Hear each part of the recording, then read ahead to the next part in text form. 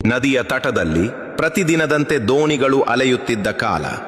ಅಲ್ಲಿ ಒಬ್ಬ ಅಂಬಿಗನು ತನ್ನ ಮಗನನ್ನು ಜೊತೆಗೆ ಕರೆದುಕೊಂಡು ದೋಣಿ ಓಡಿಸುತ್ತಿದ್ದ.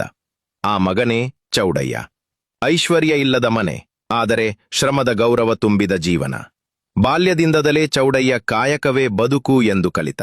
ಒಂದು ದಿನ ನದಿ ದಾಟಬೇಕೆಂದು ಒಬ್ಬ ಶಿವಭಕ್ತನು ದೋಣಿಗೆ ಏರಿದ.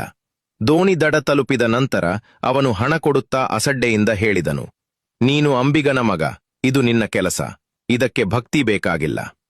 ಆ ಮಾತುಗಳು ಬಾಲಕ ಚೌಡಯ್ಯನ ಮನಸ್ಸಿಗೆ ನೋವು ತಂದವು. ಆದರೆ ಅವನು ಕೋಪಗೊಂಡಿಲ್ಲ. ಕಣ್ಣಲ್ಲಿ ನೀರು ಇಲ್ಲ, ಮಾತಿನಲ್ಲಿ ಅಹಂಕಾರವೂ ಇಲ್ಲ.